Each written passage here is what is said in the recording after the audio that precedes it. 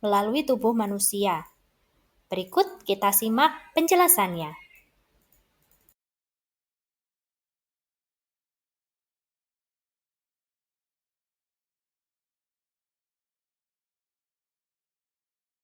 Setelah pemberian obat, obat harus mencapai tempat kerja atau reseptornya, baru kemudian obat dapat menghasilkan efek. Rangkaian proses yang terlibat dalam proses tersebut antara lain adalah yang pertama, pelepasan obat dan juga proses disolusi obat dari sediaan.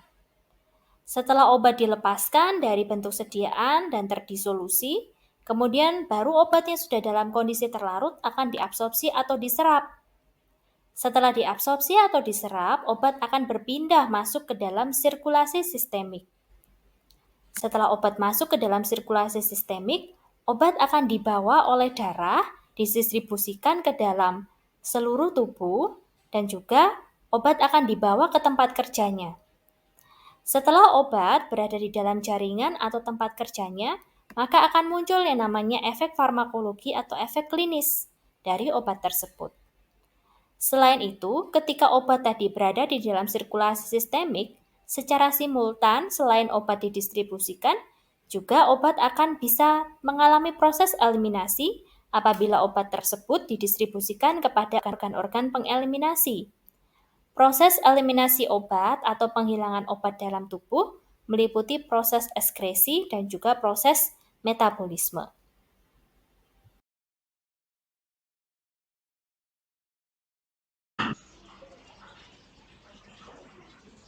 Berikut ini adalah berbagai macam rute pemberian obat atau sediaan farmasi ke dalam tubuh manusia. Rute pemberian obat dapat digunakan untuk target terapi lokal maupun untuk terapi sistemik. Rute pemberian obat antara lain yang pertama adalah melalui rute bukal, yaitu sediaan farmasi diletakkan di dalam rongga bukal di dalam mulut kita. Kemudian yang kedua adalah rute peroral, di mana sediaan farmasi akan kita telan masuk ke dalam saluran cerna. Yang ketiga adalah rute sublingual, di mana sediaan farmasi diletakkan di bawah lidah. Kemudian yang keempat adalah rute nasal melalui hidung, rute rektal, rute vaginal, dan juga rute inhalasi, di mana sediaan farmasi atau obat akan dihirup masuk langsung ke dalam paru-paru. Obat juga dapat diberikan melalui mata, telinga, dan melalui penyuntikan.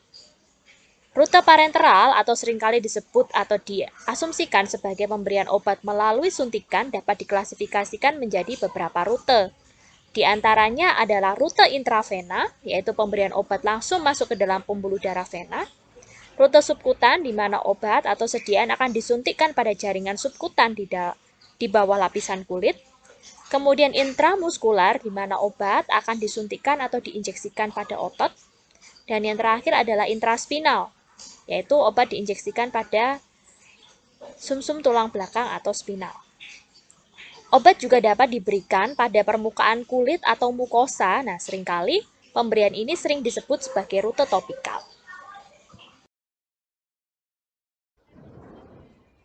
Berdasarkan target terapi yang diharapkan, rute pemberian obat dapat dibagi menjadi dua rute utama, yaitu rute pemberian sistemik dan rute pemberian non-sistemik atau rute pemberian lokal.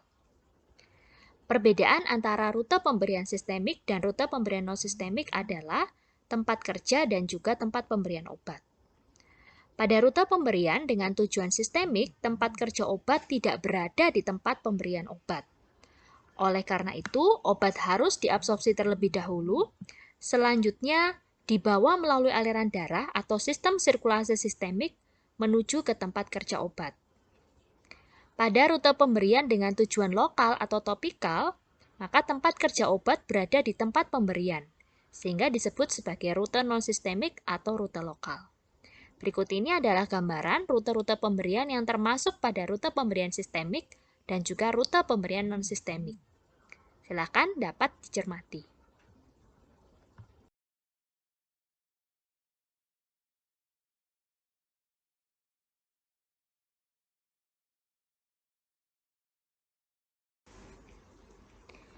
Berikut ini adalah tabel yang menjelaskan berbagai macam rute pemberian obat, tempat pemberian, dan juga bentuk sediaan yang umum diberikan pada rute pemberian tersebut.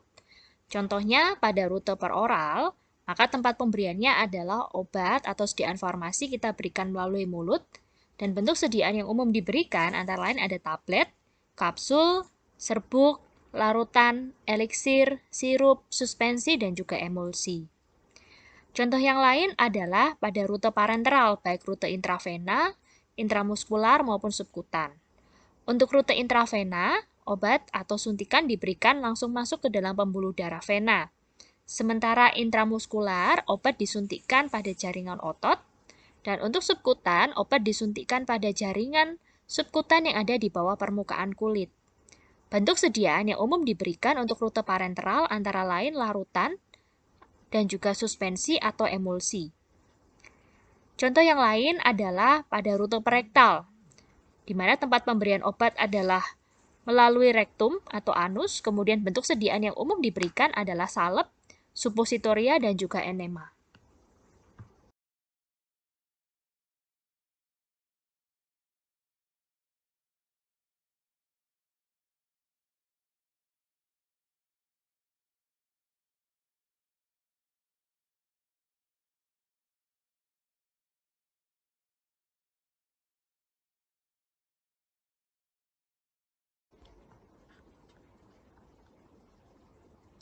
Rute peroral merupakan rute yang paling banyak digunakan, karena cara pemakaiannya mudah, aman, dan juga efektif. Tetapi rute peroral ini tidak dapat digunakan bila obat dirusak atau terurai oleh asam lambung, obat mengiritasi mukosa dinding lambung, atau bila kondisi pasien sulit menelan.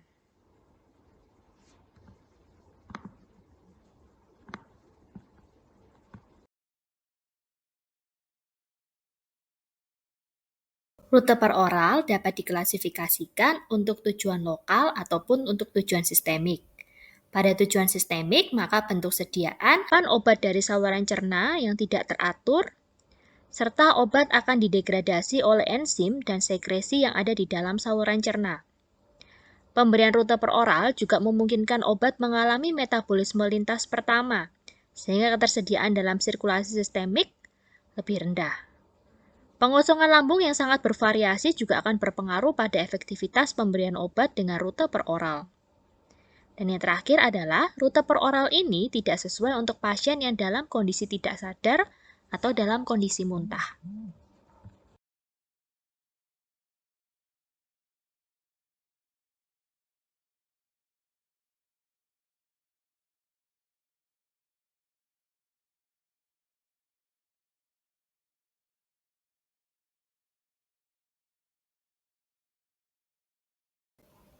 Rute berikutnya yang akan kita bahas pada kesempatan kali ini adalah rute bukal dan juga rute sublingual.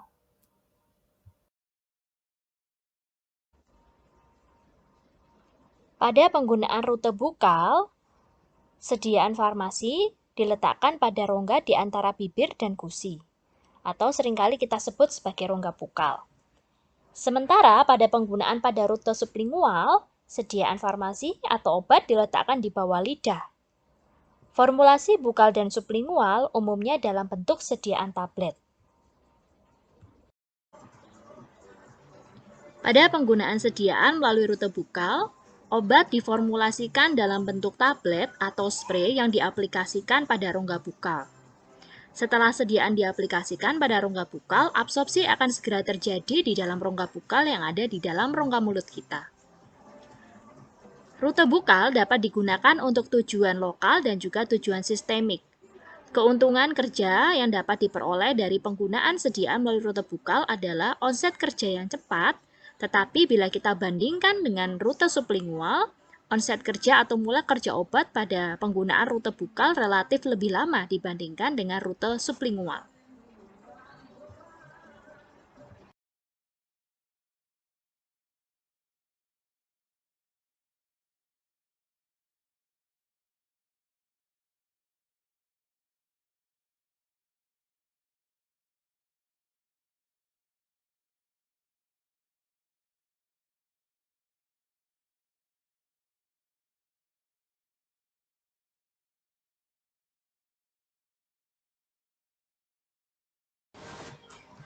Keuntungan pemberian sediaan melalui rute bukal diantaranya adalah onset of action yang cepat, kemudian obat diserap ke dalam sirkulasi sistemik sehingga dapat menghindari efek lintas pertama atau first pass metabolism. Kemudian obat dapat diberikan kepada pasien yang tidak sadarkan diri. Selain itu, karena tablet tidak ditelan, maka pemberian obat-obat untuk anti muntah atau antiemetik dapat diberikan melalui rute bukal.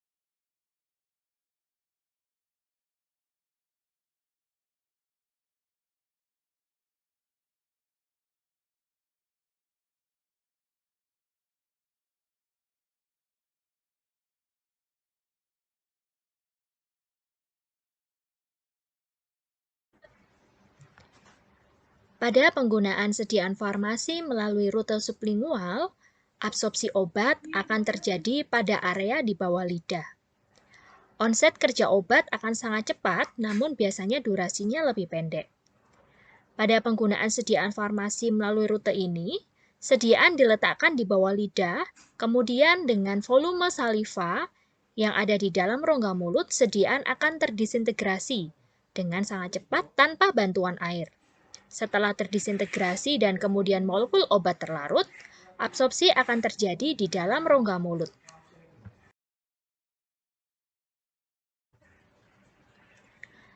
Pada penggunaan sediaan farmasi melalui rute bukal dan juga rute sublingual, contohnya adalah sediaan tablet, proses pelepasan obat, Kemudian proses absorpsi juga dilihat pada gambar tersebut. Pada rute bukal, ketika suatu sediaan terdisintegrasi, kemudian molekul obat yang terlarut di dalam media akan berdifusi menembus membran mukosa secara transseluler maupun paraseluler masuk menuju ke dalam pembuluh darah yang ada di sekitar rongga bukal. Sementara pada penggunaan sediaan tablet dengan rute sublingual, dapat terlihat pada gambar tersebut bahwa setelah tablet hancur atau terdisintegrasi, maka molekul obat yang terlarut akan berdifusi secara transseluler, menembus membran mukosa, kemudian masuk ke dalam pembuluh darah, terjadi proses absorpsi, dan masuk berpindah ke dalam sirkulasi sistemik. Rute pemberian obat berikutnya yang akan kita bahas adalah rute rektal.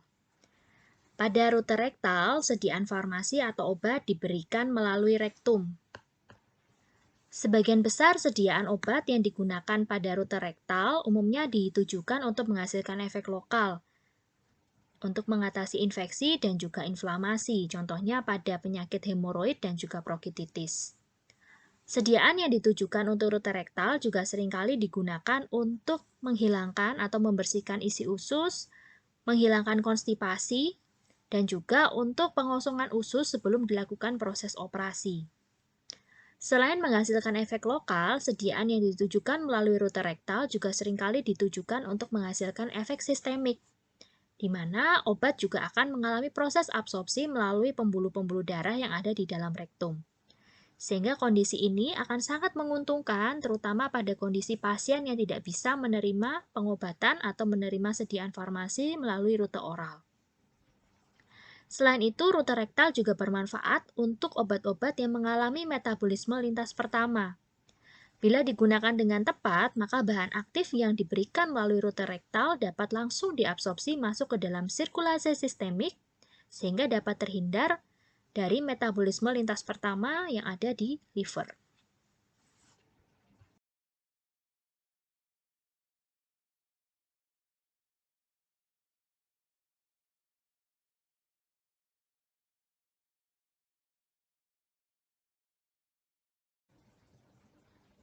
Bentuk sediaan yang diberikan melalui rute rektal antara lain adalah sediaan cair, semi padat, dan juga padat. Sediaan yang dipilih akan dimasukkan ke dalam rektum dan obat dilepaskan untuk memberikan efek lokal, atau mungkin obat yang terlepas tadi diserap untuk memberikan efek sistemik. Sehingga rute rektal ini dapat digunakan untuk pemberian obat dengan tujuan terapi lokal maupun untuk tujuan terapi sistemik.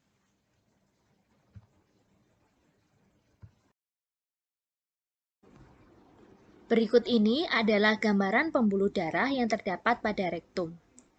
Rektum secara umum disuplai oleh 3 vena, yaitu vena rektal tengah dan juga vena rektal inferior atau vena rektal bawah, yang akan mengalir langsung ke sirkulasi sistemik. Sementara itu ada juga vena rektal atas yang akan mengalir ke sistem portal, kemudian bermuara menuju ke hati atau hepar.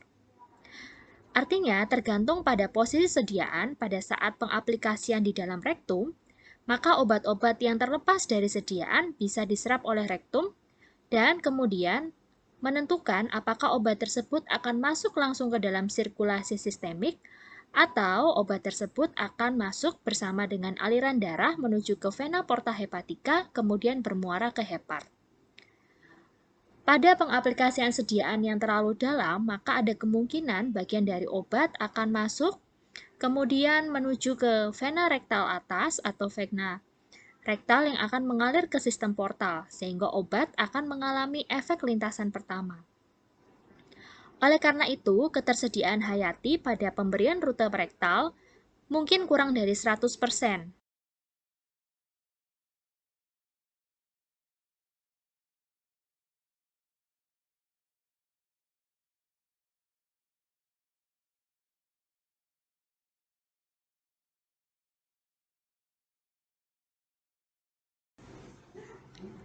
Apoteker harus mengedukasi pasien bagaimana mengenai penggunaan suppositoria.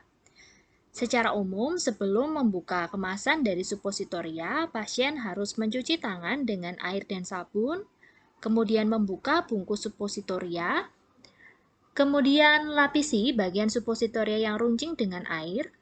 Setelah itu pasien diminta untuk berbaring miring di tempat tidur dan menekuk salah satu kaki. Setelah itu suppositoria dipegang dengan tangan dan dimasukkan ke dalam dubur atau rektum dengan posisi suppositoria yang runcing berada di atas. Jangan terlalu menekan agar suppositoria tidak masuk terlalu dalam ke dalam rektum. Masukkan obat hingga jari Anda ikut masuk sekitar 3 cm. Setelah itu, pasien diminta untuk tetap berada dalam posisi tersebut selama kurang lebih 5 menit agar obat yang sudah dimasukkan tidak keluar lagi. Setelah itu kemudian pasien dapat mencuci tangan lagi dengan sabun dan juga menggunakan air.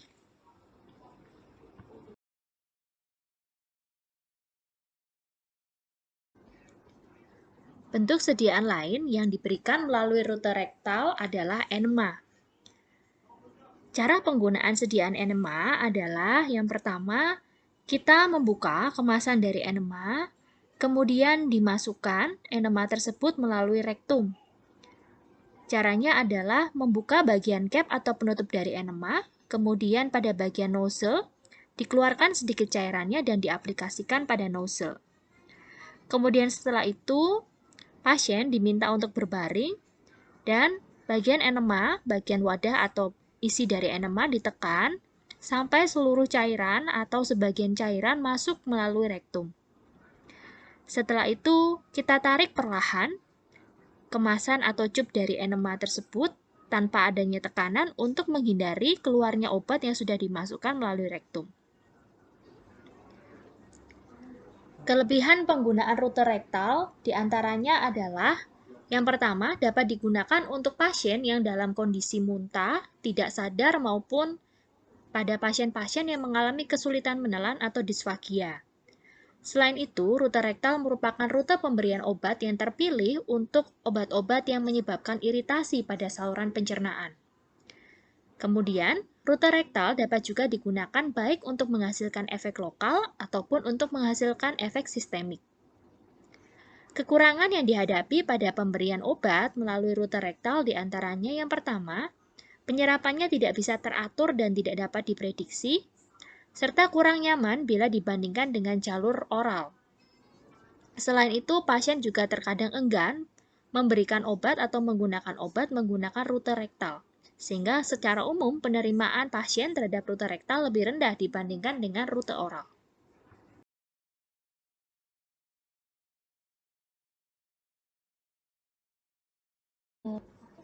Penggunaan sediaan farmasi melalui rute vaginal pada prinsipnya ditujukan untuk menghasilkan efek lokal, contohnya pada pengobatan infeksi yang terjadi pada vagina.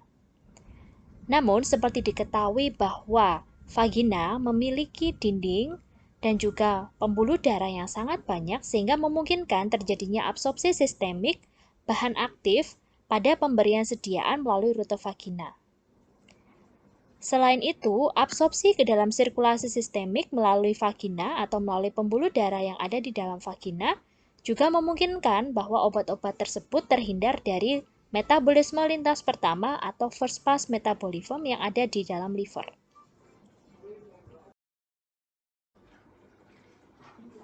Pemberian sediaan farmasi dengan rute vaginal dapat digunakan untuk tujuan efek lokal dan juga efek sistemik. Pembuluh darah yang terdapat pada dinding vagina memungkinkan absorpsi obat masuk ke dalam sirkulasi sistemik. Melalui jalur tersebut, obat yang terabsorpsi dapat terhindar dari metabolisme lintas pertama yang terjadi di hepar. Bentuk sediaan yang digunakan melalui rute vaginal untuk target lokal diantaranya adalah berupa sediaan tablet, sediaan suppositoria, vaginal ring, sediaan gel, film, dan juga nanofiber. Sementara untuk target terapi sistemik, beberapa sistem pengantaran obat telah dikembangkan untuk mengantarkan obat melalui rute vaginal. Di antaranya adalah liposom, polimer nanopartikel, misel, dan juga berupa dendrimer. Melalui paparan tersebut dapat diketahui bahwa beberapa bentuk sediaan telah dikembangkan dan ditujukan untuk rute pemberian vaginal dengan target terapi baik untuk target lokal maupun untuk target sistemik.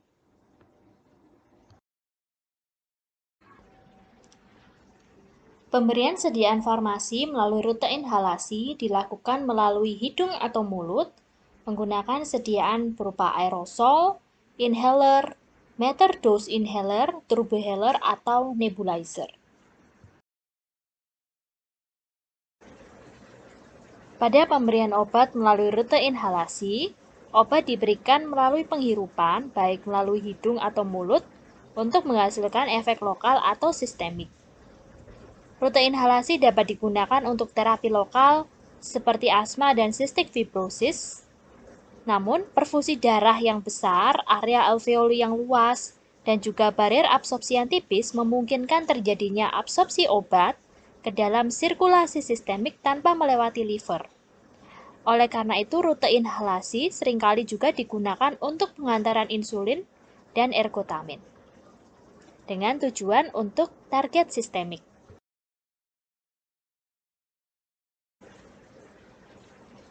Bentuk sediaan yang digunakan untuk rute inhalasi diantaranya yang pertama adalah metered dose inhaler. Metered dose inhaler berisi reservoir yang berisi obat, kemudian adanya liquid propellant yang akan menekan obat menjadi aerosol, dan juga bagian mouthpiece yang akan kontak dengan mulut penderita atau mulut pasien. Seringkali penggunaan metered dose inhaler disertai juga dengan penggunaan spacer atau spacer device. Spacer berfungsi untuk mengoptimalkan penguapan dari propellan sehingga yang benar-benar dihirup oleh pasien adalah partikel obat. Selain itu, spacer juga membantu kemudahan penggunaan terutama untuk pasien anak-anak. Sediaan lain yang juga dikembangkan untuk pemberian obat melalui rute inhalasi adalah dry powder inhaler. Dry powder inhaler tidak mengandung liquid propellant.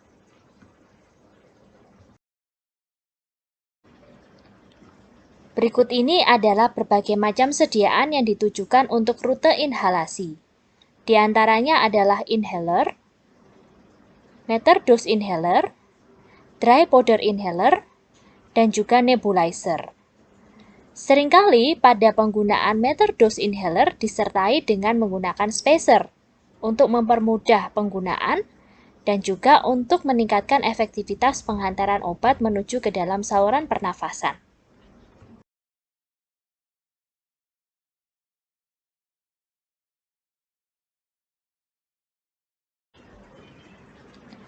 Rongga hidung secara alami digunakan sebagai rute penghantaran untuk menghasilkan efek lokal. Sediaan yang diberikan antara lain berupa larutan sebagai obat tetes atau semprotan. Saat ini, rute hidung atau rute nasal juga sering digunakan untuk tujuan efek sistemik. Hal ini disebabkan karena adanya vaskularisasi yang baik di dalam rongga hidung. Kondisi tersebut dapat dimanfaatkan untuk penghantaran insulin dan juga kalsitonin.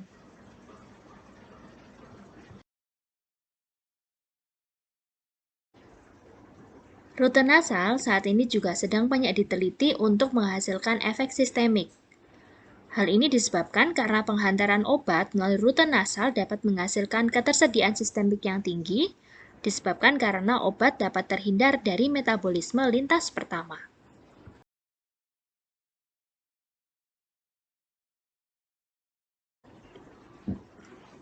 Pemberian obat melalui rute topikal dapat didefinisikan melalui pemberian obat pada kulit dalam bentuk sediaan salep, krim, pasta, atau lotion.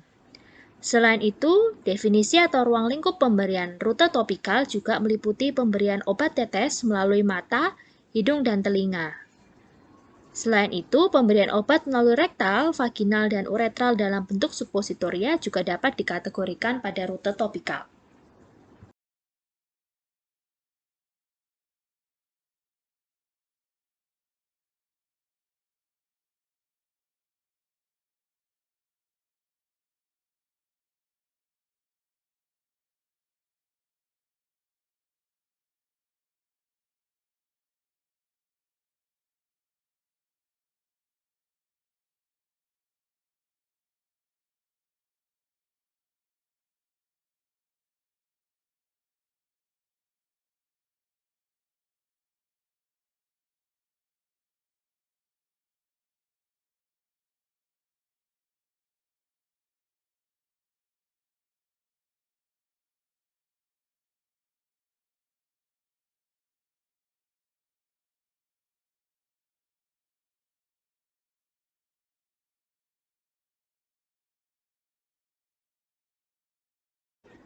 Secara umum, penggunaan istilah rute topikal lebih banyak ditujukan untuk menyebut pemberian obat melalui kulit. Berbagai macam bentuk sediaan digunakan untuk penghantaran melalui rute topikal, di antaranya dalam bentuk sediaan padat, sediaan semi-solid meliputi krim, gel, pasta, dan juga salep, serta sediaan liquid atau cairan meliputi lotion dan juga liniment. Rute berikutnya yang kita bahas yaitu rute transdermal. Rute pemberian transdermal memungkinkan sediaan diberikan di permukaan kulit, kemudian obat terlepas dari sediaan dan diabsorpsi secara pelan. Bila formulasi yang digunakan tepat, maka rute transdermal merupakan salah satu rute alternatif pemberian sediaan yang umumnya diberikan melalui rute peroral. Pemberian melalui rute transdermal akan lebih menguntungkan, terutama untuk obat-obat yang memiliki kecenderungan mengalami hepatic first pass effect.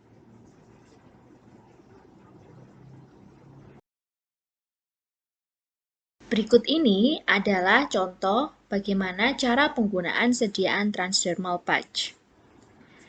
Sediaan transdermal patch diaplikasikan pada permukaan kulit. Kulit merupakan fungsi penghalang alami dalam tubuh kita, tetapi pada sediaan transdermal patch, obat akan terlepas dari sediaan, kemudian menembus melalui epidermis dan dermis, masuk ke dalam pembuluh darah untuk menghasilkan efek sistemik. Berbagai macam contoh sediaan yang dapat dikategorikan sebagai transdermal patch, antara lain adalah patch nikotin dan juga patch nitrogliserin.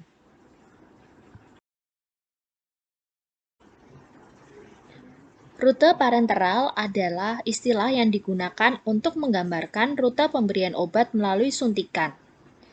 Rute utama pada pemberian obat parenteral adalah intravena, intramuskular, subkutan, dan juga intradermal.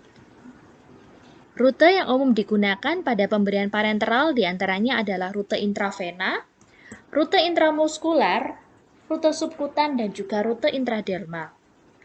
Perbedaan target lokasi penyuntikan dan juga teknik penyuntikan akan menyebabkan terjadinya perbedaan dari keempat rute tersebut.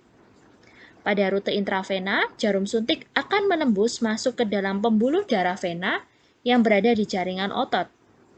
Sementara pada rute intramuskular, maka jarum suntik akan menembus masuk ke dalam jaringan otot.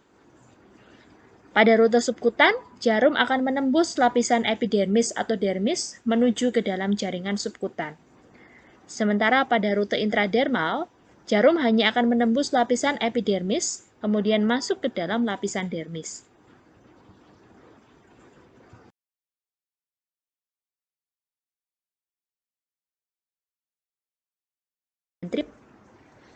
Melalui video ini, kita dapat belajar berbagai macam rute pemberian sediaan farmasi melalui tubuh manusia, karakteristik pada masing-masing rute pemberian, dan juga contoh-contoh sediaan yang dapat diaplikasikan pada masing-masing rute pemberian.